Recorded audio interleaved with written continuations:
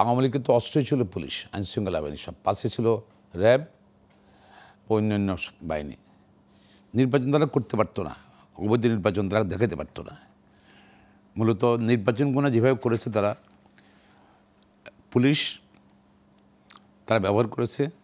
6 মাস আগে থেকে তারা সরকারের পক্ষ থেকে পুলিশের দায়িত্ব পালন করেছে যে কোথায় কোথায় বিরোধী রাজনৈতিক কর্মী আছে, ভোট কার্ডে কারা থাকতে পারে লিস্ট করেছে, তাদেরকে লিস্ট আগে করে রাখছিল। অনেককে মামলা টামলা দিয়েছে, নিজের গায়ে মামলা করতে হবে, এসব মামলাগুলো দিয়েছে সোজা তাদের এলাকা না থাকে, জামিন টামিন নিয়ে ভয় থাকে। তার পরবর্তী যেটা নির্বাচনের আগের দিন আগে ওই যে এজেন্ট, যেটা নির্বাচনী এজেন্ট, যেটা আমি তো ইলেকশন করছি তো মনে পড়ে, নির্বাচনী এজেন্টের লিস্টটা দিতে হয়েছে।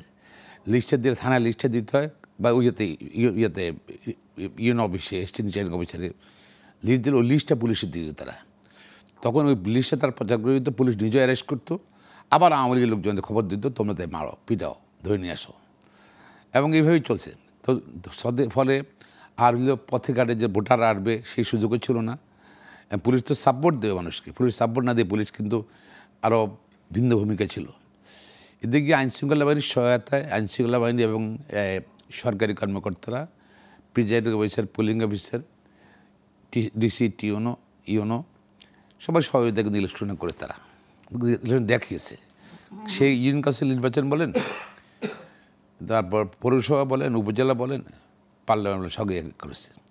সুতরাং মূলত এই একটা আমরা কিন্তু বাংলাদেশে একটা একজাবল সৃষ্টি হলো, জনগণের নির্ভর করতে হবে। ক্ষমতা থাকতে হলে, ক্ষমতা যেতে হলে জনগণ নির্ভর করতে হবে, জনগণের সমর্থন নির্ভর করতে হবে। আইনশৃঙ্খলা বাহিনীর উপর, প্রশাসনের উপর নির্ভর করলে কিছুদিন থাকতে পারবে না, করুণভাবে বিদায় নিতে হবে। বাংলাদেশে এটা একদম এক্সাম্পল হয়ে গেলো। এটা হয়তো আমার দেশে না, অনেক দেশে শিক্ষণীয় হইতে হবে।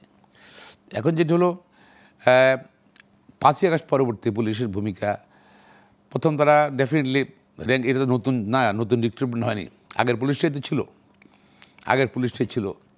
তো ওরাই তো আপনার আছে। এখন হয়তো কিছু বাদ গেছে, কিছু ওই দিক সেদিক গেছে, কিছু গ্রামে গেছে, ইয়েতে খাগড়াছড়ি গেছে, কিছু পুলিশ লাইনে গেছে, কিছু এপিবি এনে গেছে, আবার ওইখান থেকে চলে আসছে। তো খুব আগে যেটা ছিল, যেটা গত 15-16 বছর আমরা সবসময় বলতাম, এই টক শোতে বলছি যে সন্ধ্যার পরে থানাগোনা ছাত্রলীগ, যুবলীগের, আওয়ামী লীগ ক্লাব হয়ে যেত।